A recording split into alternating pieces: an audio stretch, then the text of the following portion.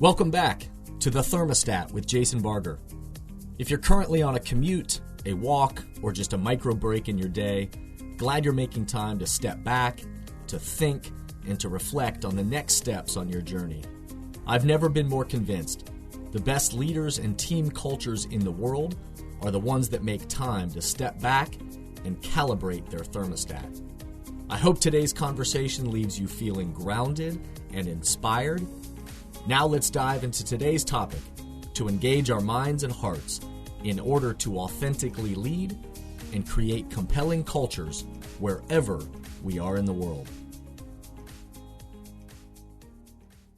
Hey everyone, it's Jason, and welcome back to the Thermostat podcast, wherever you are and however you're coming to the podcast today. Welcome back. I'm so glad that you are here. If you're somebody who's been a part of this journey from the very beginning, thank you for being along, continuing to listen, and so glad that this is adding value to your journey along the way. If you are new to the podcast, welcome. I'm so excited you're here, and I hope that you'll take time to go back to the future or the past seasons and listen to the great conversations I've had with thought leaders from around the globe, and also the micro pods that with topics that will engage your mind and heart. I really hope that you do that. So wherever you are, however you're coming to the conversation today, welcome here.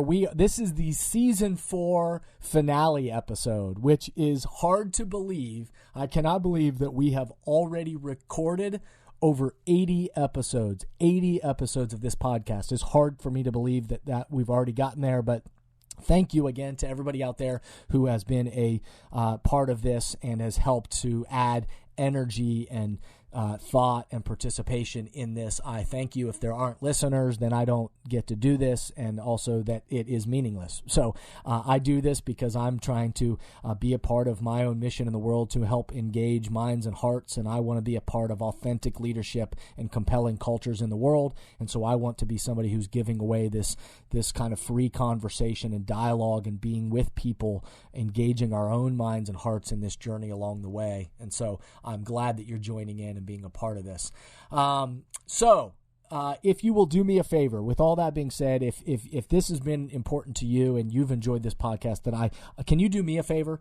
Can you stop just for 1 second and just 1 minute and do me a favor? And that favor is to rate the podcast 5 stars, of course. I hope you will do. Also, if you'll take a moment just to leave a positive review on whatever podcast platform you're using, that helps. This is the way, whether we like it or not, this is the way the algorithms work. It helps amplify and spread these messages further when we rate and review these kind of things. So I invite you, and if you'll do me that favor, I greatly appreciate it.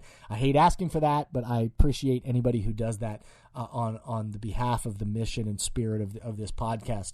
And also, the last thing you can do is, if there's somebody in your life or your work, across your team, your organization, colleague, friend, whoever that may be, that would enjoy these conversations, the dialogue that comes around these topics, please share it with them. That's the way that things also spread in the world, is when good people say, hey, there's something that you ought to check out.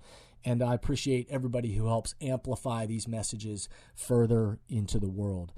Today is that finale episode, which means this is the rinse and repeat episode. This means that if you've been a part of season 4, or you've been a part of this whole year of listening, then you also know that part of learning and development is that we need to hear the rinse and repeat of messages, which means we need to just quickly catch some of the highlights from this season to re-engage our minds and get us thinking about these things, to remember the path that we've walked and the things that we've been carrying with us, so that we can carry these learnings and developments into the present moment and then into the future. And if you're somebody that hasn't been a part of this yet, this might be a great refresher or kind of an intro to you to think about some of the themes of the episodes that have been a part of season 4.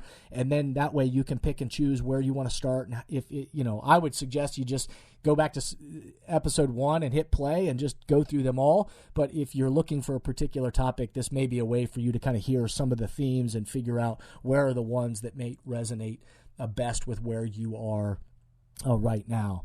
So a quick rinse and repeat of where we were in season 4. In episode 1, if you remember, that was the kicking off of the year. This is back in January, kicking off. And I remember that in that episode, I was reminding us all to make sure that in the midst of all that was happening in the world, to make sure that we are starting off a new year remembering our GPA.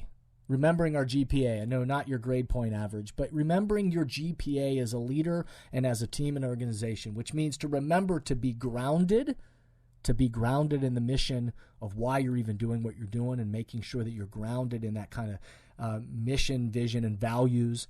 To be prepared, which means to step back and to make sure you're being thoughtful about what are we preparing ourselves for, and then to be agile.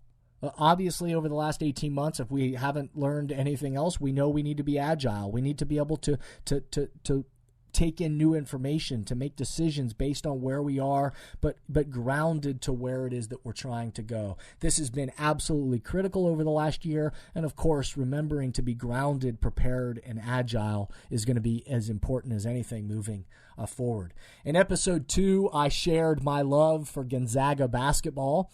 And even if you're not a basketball fan, I shared the story of Gonzaga basketball, which I think is as important as anything. Again, it's not just about basketball, although if you're somebody like me that loves the game, then you dive into the nuances of the game. But if you're somebody that doesn't understand basketball or doesn't even care about basketball, the Gonzaga basketball story is an example that's playing out right in front of our faces, about vision plus leadership plus culture. An example of going from an unknown, nobody, a little over 20 years ago, very few people knew what Gonzaga was, or certainly fewer people knew that it was in Spokane, Washington. And in just about a 20-year span, they went from unknown to national contenders, and now are one of the most elite programs in the country. They've now played for 2 national championships. They're going to win one here soon. I know it.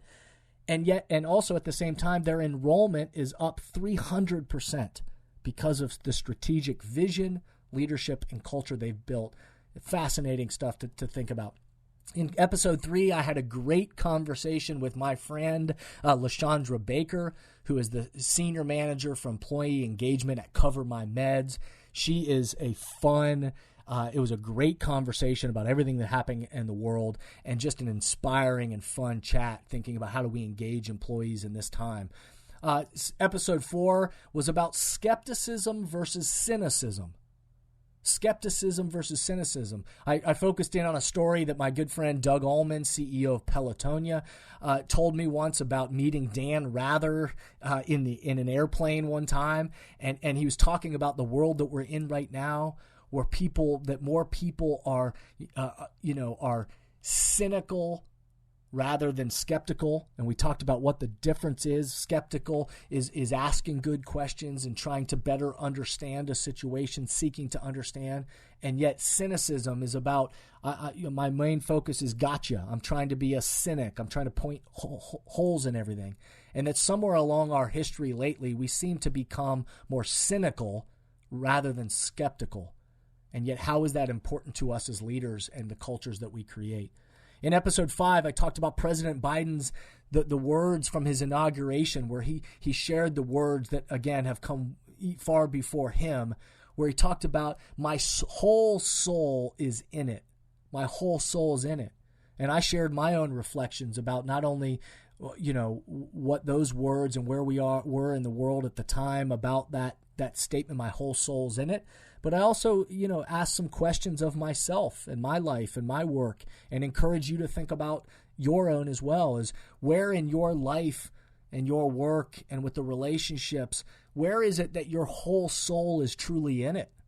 And where is it? How is it? Who is it with? And that maybe that language I know was helpful to me and important to me along the way.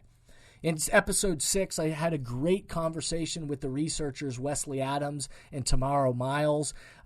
Great conversation. Loved this episode. We were talking about their research coming out of the University of Penn, where they studied all these different exemplar organizations of different sizes, all the names that you would think of, these big companies that have been known as great places to work, but also some places of different sizes that maybe you've never heard of, but also have been considered exemplar kind of places.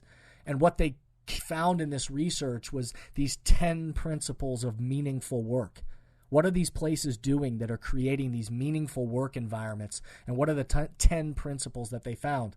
Admittedly, they talked about thinking they were going into this research and this exploration to find the secret sauce that nobody had come up with. And yet really what it's doing is it's really affirming what I talk about in thermostat cultures and the work that I do with teams and organizations. And it's these 10 principles are absolutely principles. But they're things, they're not shocking. They're things we know, but yet many leaders, teams, and organizations just aren't intentionally practicing them. And so it's good for us to have our eyes on and to be aware that the research really shows us that. In episode 7, I talked about the idea that watching teams, the most effective teams across the pandemic, is that no crowds are needed. And I made some references to watching some of the sports teams during this weird time where there weren't even allowed to be fans but yet they were there still to compete. And yet so much of the key of their success was that you could totally see the teams that were self-motivated, the ones that were intrinsically driven rather than just driven by that external admiration. And so I share some examples of sports teams that thrived during the pandemic and others that clearly struggled. And part of that being that, connected to they were playing for something else rather than the craft of the game, playing for each other, for the love, and intrinsically motivated rather than the fans cheering for them. And so how does that translate to the work that you and I do every single day? In episode 8, during this time of the pandemic where we need to be reminded of the difference between counting the days and then making the days count. A simple but powerful shift in our leadership mindset as we approach the mission and vision for the future to make sure that every day, how do we shift our mindset from counting days? I can't wait till the next time we do this, or I can't wait till we get to do that, or this project, we got to get it done by then. Instead of counting days, what does that subtle shift, but nuanced in performance and making days count rather than just counting days. In episode 9, we talked about 3 leadership actions that every culture needs, especially during these volatile times and important times in our world right now. The leadership actions of listening, and I tell some stories and talk about the profound ways in which leaders can listen right now. The way that it's important for leaders to be able to utter these 3 words, I don't know, and that it's okay for leaders to admit that. We again, sometimes we think that leaders are supposed to have all the answers. And then the last leadership action we talked about is the idea of, are we being inclusive and including the people at the table that need to be at the table? And during the time that we've been in the world, it's been critical in the pandemic and divided world that we've been in, but it certainly is critical at all times. Are we including the right people to be a part of the discussion or the conversation that we might be having? Episode 10, we talked about dealing with tall poppy syndrome. If you've ever heard that phrase, tall poppy syndrome, I share some definitions of what that means. But when you've had success with something, that oftentimes you may be the one poppy that sticks up above the other poppies in a field, that oftentimes that gets torn down by the people around us. And I shared some stories of vulnerable stories from my own life and that have made me uncomfortable, and the ways in which for some of the successes and awards or things that I've received that actually they've made me feel a little uncomfortable because I knew that it was going to draw attention to me, and I knew I needed to not hide from them and run from them. I needed to stand up and when you're being recognized for something, to be willing to appreciate it and accept it. But also, I'd be lying to you if it didn't make me feel uncomfortable a little bit. And I share some stories about that. And then I began to ask the question of, so how are we supportive to those around us who do succeed? People on our teams and our families and in our lives when they do have success, how do we help celebrate and support them, someone else's success, rather than just chop them down? In episode 11, right around that March time, I shared, which I love to do each year, is to remind us of those lessons from March Madness. Every year during the March Madness basketball tournament, which once again, I love basketball, but as again, beyond basketball, each year it plays out right in front of our face. Right in front of our faces, it plays out this, and we're reminded of every year these things and elements of leadership and the most effective, compelling, and authentic teams, these attributes that play out right in front of us and that relate to the teams and organizations that we serve or we quote unquote play for. In episode 12, I had a wonderful chat with my friend Reagan Walsh about her new book, Heart Boss. The book is fun, engaging, and really important, especially for female leaders.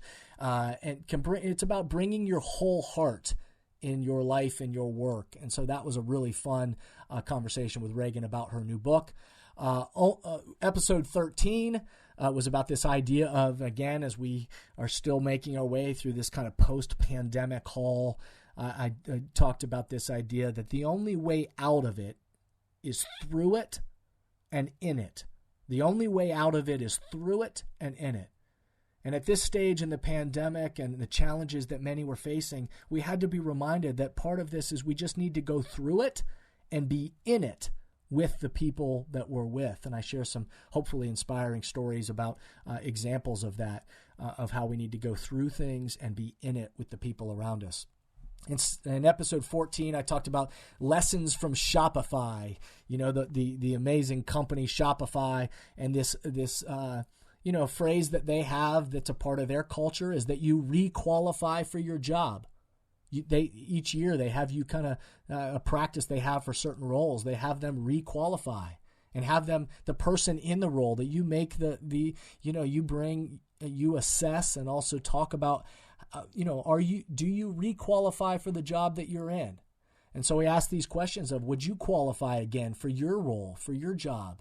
Are you the right person for the future, for the role that you're in? And how important those kind of conversations are that help us continue to stimulate progress personally and collectively. In episode 15, we talked about, a great conversation with the developer, entrepreneur, and again, another great person and friend, Brett Kaufman. He's been this developer and entrepreneur and philanthropist, and we've had this great conversation about authentic leadership and the role of coaching that coaching plays in raising performance with people and being there for your team members in the midst of challenging times. In episode 16, I had a great conversation with innovation expert and friend and author of the new book, Big Little Breakthroughs, Josh Linkner. And Josh joined me, and we had a great conversation about creativity and innovation and how, critical, obviously, that is during the world that we're in right now, but how it's going to be critical. It's always been critical, but it's going to be critical now and certainly into the future to find creativity and innovation in these big little breakthroughs in everything we do. In episode 17, I talked about players-only meetings, that phrase that gets thrown out, certainly, and anybody who's been on a sports team, this idea of, players-only meetings where you shut the doors and the coaches aren't in there and the players, the leaders, take control of the meeting. But I talked about this idea, what makes them actually effective? Do players-only meetings actually work? And what makes them effective and what makes them actually ineffective, where we undercut what is possible within a team, what is possible. And how, obviously how those quote-unquote players-only meetings are led is critical. And so, again, not just about sports, but about those players-only meetings in your department, on your team, throughout your organization. How do you have them and how do you lead them is really significant. In episode 18, we talked about the idea of conflict. And I used this image, stickers versus tattoos, which came from Dr. Melissa Crum, who's a DE&I expert, diversity, equity, inclusion expert. And she just shared this great image for me that I really loved. But this idea to help us have conversations that are truly the currency for change around these ideas, these elements of, in particular, diversity, equity, and inclusion, is to make sure that we're having conversations that are currency for change without ruining people, without labeling people as racist or sexist or ageist or whatever the ist is, without ruining people and putting tattoos on people, unless they have behavior or trends that warrant that. How do we just allow and name differences we might have, but then move us forward? And so taking approach of stickers rather than tattoos, a really important episode. In episode 19, we talked about culture shaping, and eco over ego. Eco over ego. Are you focused on your own self, your own ego, your own bringing that to the table as a part of your team or organizational culture? Or is your first thought about the ecosystem of the team, and the difference between, again, that mindset shift of the most influential leaders, teams, and organizations on the planet? In episode 20, I shared just a reality of, again, going through this post-pandemic hole that we've been in, that we're still not out of, but being able to, giving some language to the fact that all of us maybe have been feeling a little off, we've been feeling times where maybe we haven't had as much energy or had a struggle engaging in things. And so I leaned on Adam Grant, the great Adam Grant, and also Austin Kleon. They both brought language that was really important to this feeling that maybe a lot of us have been feeling, this idea of either languishing or maybe that we're just dormant right now, which means we're waiting to ignite something that's brewing or ruminating or kind of marinating within us. Many teams and organizations right now are realizing they need to do both. They need to engage the minds and hearts of their people in person, bring people back together in person, and continue to engage the minds and hearts of their people virtually. So whether you're planning that next event, that power in congregation, the power and the energy that comes from bringing all your people into the same room, into the same space for that important meeting or conference, and you need a powerful keynote speech or facilitated team discussion or facilitated conversation that is the currency for change about leadership, about the culture that you're trying to create together, or the mindset that is needed to navigate all that is in front of you, whether you're planning that in person or you need to do that virtually. I hope that we can be a resource to you and support you in that effort. If so, contact us at jasonvbarger.com, at jasonvbarger.com, if we can partner with you to help engage the minds and hearts of your people in these important times. And naming and spotting mental health challenges within ourselves and within team members. And that really mental health, oftentimes, again, a false and bad narrative over the years has been that there's only two forms of mental health. Either you are at one end of the spectrum, you are in a deep, dark depression, or the other end of the spectrum is you are 100% joyous and flourishing in your life. And the reality is that mental health isn't just one or the other. It's that typically falls in a spectrum. And so being able to name and support our own challenges and collective challenges is going to be critical as we move through this post-pandemic haul. In episode 21, I had a great conversation with Chris Dyer, who is a friend of mine, but also author of the new book, Remote Work. And obviously this is a hugely important topic right now, as so many teams and organizations are beginning to transition to a new form of work. We've talked about a lot about this idea of the future of work and how are we going to engage people in person, because there's still going to be power in congregation, but also how do we embrace and support remote work in healthy ways and engage people that way, and also what's that hybrid model that's going to help us move forward. Really important topic. In episode 22, we talked about the 75-25 rule, and that leaders, the best coaches in the world, understand that this 75-25 rule, that 75% of the time is about reminders and 25% is about teaching. And the more mastery you have in a craft, the closer you become to a master in your craft, that you actually need more reminders than actual teaching, because you're closer to mastery. So it's really just the role of a coach is to sometimes remind you of the things you already know, but just bring it back to the surface as you continue to hone and master your craft. And obviously, the further away from mastery you are, the more teaching you need. And how are we specifically teaching and practicing specific skills and development along the way, and how important that is for every coach, every leader, every team on the planet.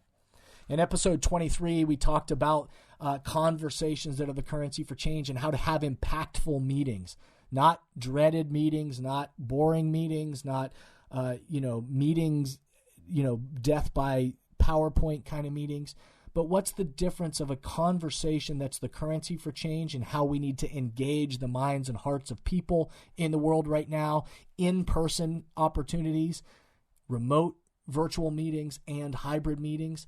And we talked about that. I loved this distinction from Doug Smith from whitepinemountain.com. Doug, the author who shared in his e-newsletter the difference between discussion and dialogue. I loved the distinction he made about discussion. And actually, we go back to the root of the words. Discussion is really about competing, of smashing apart, of kind of the art of debate, where somebody wins or loses the argument. And dialogue is about creating shared meaning and vision, of bringing people together to seek to understand, and then the collective wisdom of the group to find solutions. So rather than debate and competition, it's about shared meaning and vision. A hugely important distinction as we talk about conversations that are the currency for change. In episode 24, we talked about this idea of rest, and I pleaded with all of you that this summer and beyond to make sure that you take time off. I shared statistics about, unfortunately, we as Americans aren't taking much time off, and it's to our detriment. And I talked about the power of recharging and pleaded with everybody to recharge, and actually then shared the research, because the research shows that we are better, not just because of the 10,000 hours of deliberate practice, which is critical to becoming a master and an elite in anything you do, 10,000 hours of deliberate practice, but we all know that. And that's been made famous by Malcolm Gladwell and others, that research. But the research that's lost is, in addition to that very same study, 12,500 hours of deliberate rest, where the most elite performers in the world allow time and space for their minds, their hearts, their ideas to wander, and their bodies and their minds to refuel. Hugely important episode. And again, you'll hear me encouraging and supporting you to take time off in deliberate rest this summer and beyond. And then lastly, before this episode 25, before this finale episode, but the last episode really of season 4, we talked about 5 leadership principles in my conversation with Paul Hansen, who's the president of Epcon Franchising. I am doing a keynote speech, and I've done other work with Epcon Franchising in the past, but I'm doing a keynote speech at their annual big conference coming up in August. And so we talked about kind of these 5 leadership principles and how it relates to developing leaders and creating a culture along the way. So that's your quick rinse and repeat from season 4. Again, I hope that reintroduces those ideas to you to make you want to think about them, and again, maybe go back and listen again to bring them into practice today and for tomorrow. And if you haven't heard any of those yet, or there's some that you missed, I hope that piques your interest to say, I want to go back, I want to listen. Those sound like cool, interesting, value add kind of ideas. I also want to make sure that I get to some of the listener questions that have been sent in to info@jasonvbarger.com, info@jasonvbarger.com. Any time that throughout the season when those come in, all you have to do is say podcast question and ask the question. And then at the finale episode, we try to get to just a few of these to share some of those with you, some that we think might be interesting to the other people listening. So I'll get to just 3 questions here real quick. First one that comes in, somebody asking, what resources or books are you currently reading right now? And going into the summer, what are you currently reading? I'll say that I've been reading actually some of those books that I just referenced of guests that I've had on. I've been, I'm Heart Boss by Reagan Walsh. Again, I was reading that and really loving that. Friend of mine, John Acuff, his book Soundtracks is one that I've been trying to be supportive of and be a listener of. And this idea of what is the kind of soundtrack or messages we're telling ourselves in the back of our head each day, an interesting concept that is totally true and important. Chris Dyer's book, Remote Work. Again, I talked about that and how important that's going to be in the future. And Josh Linkner's Big Little Breakthroughs about creativity and innovation. Those are some of the books that I've been reading lately and that I'm going to be carrying forward into the summer. But I always have a stack on my desk. Anybody that knows, I've got a stack of of books on my desk. And summer is really when I take some of my think weeks and sabbatical time. That's when I do most of my reading. Is in that summertime. So those are some of the things that I've been thinking about lately. Another question that came in: if you could only listen to one episode from season 4, which would be the one and why? Well, that's a great question. And the first thing I'll just say again, disclaimer: I love all of the episodes, and I hope you'll go listen to them all. But I guess if I had to just pick one and why, I'd say my mind goes first. I love all the interviews. Powerful people in examples and great synergy with me, my messages, and people who inspire me. So, all of the interviews I did with, LaShondra Baker was fantastic. Brett Kaufman was fantastic. Reagan Walsh, Josh Linkner, Chris Dyer, Paul Hans. All of those have been really engaging, wonderful conversations. The micro-pod style of some of the topics, favorite nuggets that I've talked about. Well, I loved the Gonzaga podcast. One, because I'm so impressed and admire, and those of you that, again, not just for the basketball side of things, but I love their story and how it relates to all other things that we talk about on this podcast regarding leadership, vision, culture. I think it is just an amazing, and we throw that word around amazing very loosely in the world today, but that truly is an amazing story.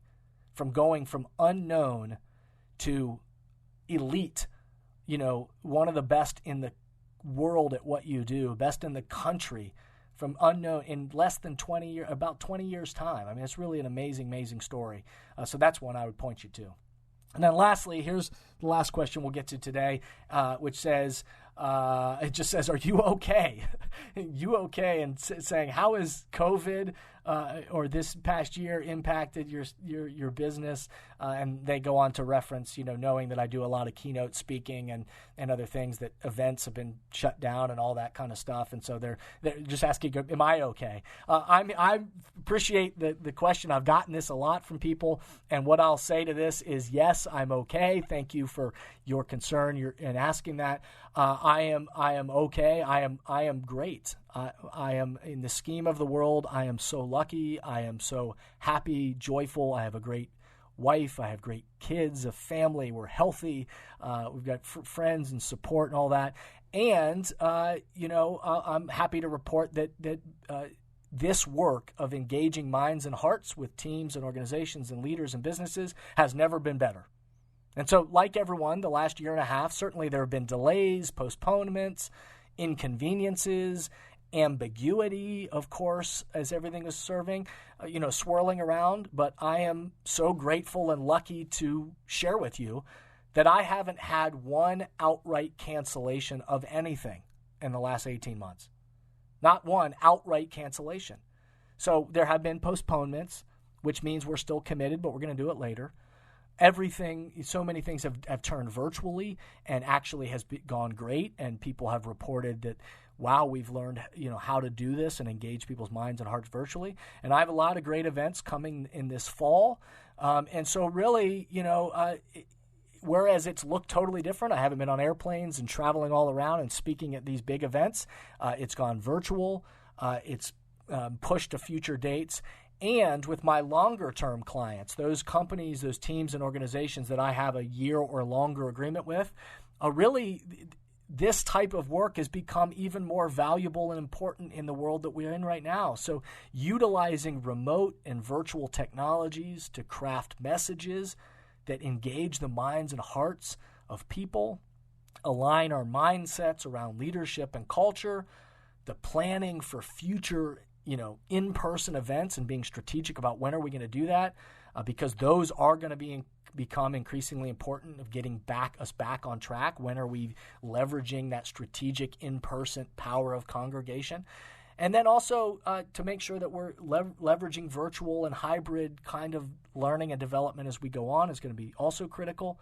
But leadership teams that are aligned around leadership and culture are going to be the ones that lead their organizations out of this mess into a better future than those who are not, 100% of the time. And so actually, I have seen an increase of commitments and an increase of companies and organizations that understand that, if you didn't think developing leaders and culture and mindset and vision and alignment was important before the pandemic and everything that's happened in the world in the last 18 months, then you certainly do now. And so I am as energized, passionate, and lucky and grateful that I have great partners, teams, organizations, leaders all around that understand this type of work is critical to moving forward, raising the bar on leadership and the culture that we create with our people.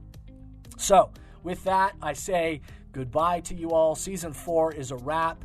As I preach, I am going to be taking some time off, also just to step away from this podcast just for a few weeks, and also to make sure that I time with family and my own, but also my own study and sabbatical and thinking that helps me be better at everything that I do, but also to hopefully be a great husband and father and friend and be alive and engaged in everything else in my life, while I also think, plan, and get better at allowing my mind and eyes wander so that I can better support the teams and organizations that I serve. So until we meet back at the start of the next season, which again, stay tuned. I hope again you'll go back in the meantime, listen to old episodes, and be ready for when we kick off the next season. Again, the best leaders, teams, and organizations on the planet are the ones that are committed to stimulating progress and recalibrating that thermostat together. See you next time that we chat. Be well. Thank you for listening to today's podcast, and I hope the messages and questions stimulate positive change along your path. As always, if these messages resonate with you and add value to your life, I hope you'll help amplify them throughout the world. Please rate, comment, and share on whatever podcast or social media platform you're using. And share this podcast with the people in your life or work who should be part of these conversations. That way, this spirit does, in fact, spread. If these messages or developing leaders and culture would be helpful to your organization, or you have a question or comment about this podcast, please contact us at jasonvbarger.com. And remember, we all are ambassadors for the culture we want to create in our life and work. We have to own the vision we want to be a part of. The future of leadership is you, is me, is us. Be a thermostat.